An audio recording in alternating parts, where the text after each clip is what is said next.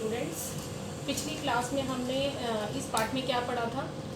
हमने फ्रेडरिक सारियो की पेंटिंग के बारे में पढ़ा था, जिसमें फ्रेडरिक सारियो ने अपनी पेंटिंग के माध्यम से अपने विचार व्यक्त किए थे कि वो क्या कहना चाहते हैं। आज हम देखेंगे कि किस प्रकार फ्रांसीसी क्रांति यानी फ्रेंच रेवोल्यूशन ने नेशनलिज्म यानी राष्ट्रवाद को प्रमोट किया और यूरोप के अन्य देशों को भी राष्ट्र राज्य बनने के लिए मदद की।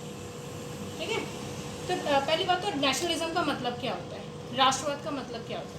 यानी राष्ट्रवाद का मतलब होता है पैट्रियोटिक फीलिंग होना, यानी एक देशभक्ति की भावना होना। डिवोशन टू वन नेशन, अपने आप को देश के लिए समर्पित करना, अपने देश के लिए प्यार की भावना होना, नेशनलिज्म यानी आइडिया ऑफ नेशन, नेशनलिज्म होना।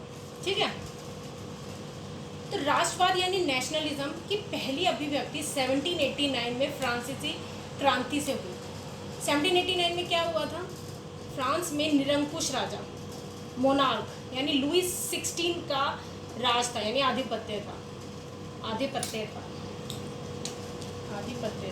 ठीक है, तो फ्रांसीसी क्रांति से क्या हुआ कि उसमें राजनीतिक और संवैधानिक बदलाव हुए। उससे क्या हुआ कि प्रभु सत्ता, जो राजा मोनार्की सिस्टम था, यानी प्रभु सत्ता राजतंत्र से निकलकर किसके हाथों में आ गई, फ्रांसीसी नागरिकों के हाथ में आ गई।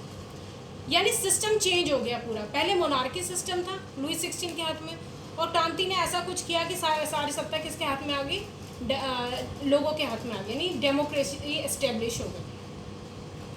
अब ये सब हुआ, फ्रांस एक नेशन तो बन गया, लेकिन एक नेशन के अंदर लोगों के अंदर एक कलेक्टिव फीलिंग होनी चाहिए, यानी एक जुड़ाव होना चाहिए।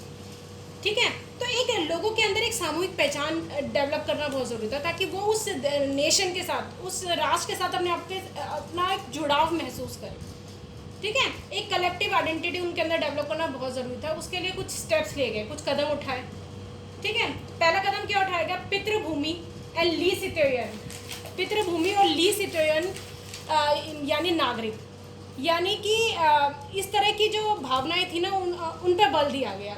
यानी अगर आप एक राष्ट्र के नागरिक हो और आपको संविधान में कुछ अधिकार मिले सब नागरिकों को, तो आप अपने आप को उस राष्ट्र से जुड़ाव महसूस करेंगे कि हम उस देश के नागरिक हैं और हमको संविधान में कुछ अधिकार मिले हुए। ठीक है, तो आप उस लैंड का हिस्सा हो और आप वहाँ के नागरिक हो और आपको उस संविधान में कुछ हक मिले हुए, तो आप सब उस लैंड से जुड़ाव महसूस करेंगे। एक नेशनल फीलिंग यानी एक कलेक्टिव आइडेंटिटी डेवलप होगी।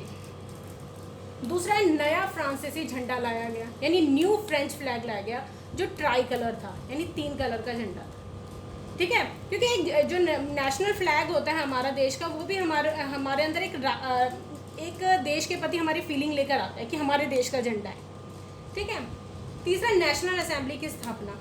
आपने देखा है कि फ्रांसीसी फ्रांस में जो था ना, जो समाज था, सोसाइटी थी, वो एस्टेट्स में बटी हुई थी। ठीक है, तो वहाँ पर एस्टेट जनरल को हटाकर हम क्या बना, नाम बदलकर क्या रख दिया गया, नेशनल असेंबली की स्थापना कर दी गई। चौथा जो कदम उठाया गया था नई स्तुतियाँ, यानी न्यू हिम्स। न्यू हिम्स क्या होता है कि जो वहाँ के रिलीजियस सॉन्ग्स होते हैं, पोएम्स होती है, तो हम जब सारे लोग एक साथ मिलकर वहाँ के सॉन्ग्स गाते हैं या कविताएं गाते हैं, तो हम लोगों को उस जगह के प्रति एक लगाव महसूस होता है।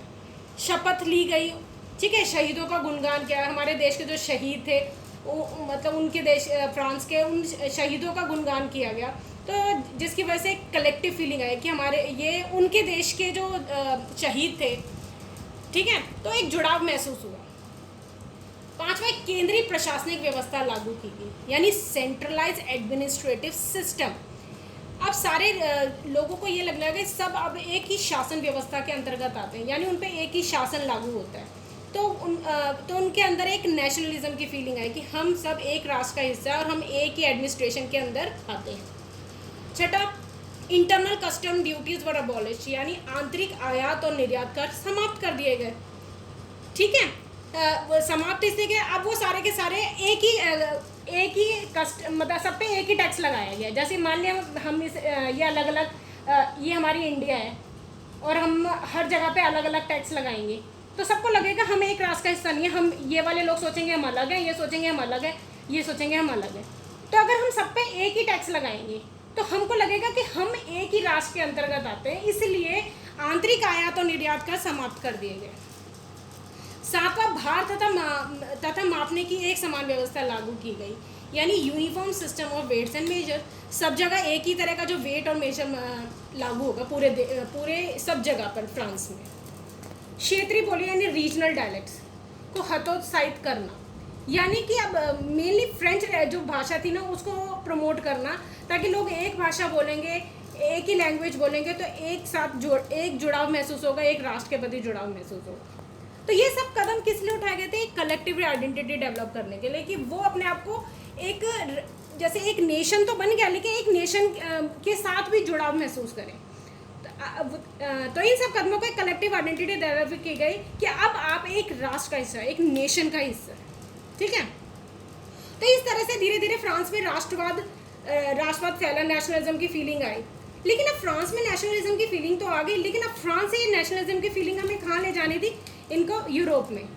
अब फ्रांस से यूरोप में राष्ट्रवाद को फैलाना था, जैसे स्विट्जरलैंड, हॉलैंड और बेल्जियम, ठीक है। तो जब फ्रांस में ये सब कुछ हो रहा था, फ्रांस में ये सब घटनाएं हो रही थी, यूरोप के विभिन्न शहरों में, यूरोप के अन्य जो शहरों थे वहाँ पे जो छात्र थे, शिक्षित मध्यम वर्ग थे, उन्होंने जैकोबिन क्लब्स बनाए, ठीक है। तो जब ये सब क्रांतिकारी युद्ध होने लगा था, जब ये सब क्रांतिकारी की शुरुआत हो रही थी, तो फ्रेंच आर्मी थी, तो उन्होंने भी राष्ट्रवाद के विचारों को विदेशों यानी अन्य यूरोपीय देशों तक ले जाने में बहुत योगदान दिया। यानी फ्रेंच आर्मीज ने जैकोबिन क्लब, जैसे अन्य यूरोपीय देशों में जैकोबिन क्लब थे, ये आगे बढ़ रहे थे, तो फ्रेंच आर्मीज ने इस चीज़ का फ़ायदा उठाया, उन्होंने भी नेशनलिज्म की फीलिंग को अन्य यूरोपीय देशों में तो इन सबके बीच में एक रोल आएगा आपका नेपोलियन का। 1804 में नेपोलियन एंटर करते हैं। तो नेपोलियन, तो हम आगे पढ़ेंगे कि नेपोलियन के बारे में और नेपोलियन की संहिता के बारे में, नेपोलियन कोड ऑफ कंडक्ट, ठीक है।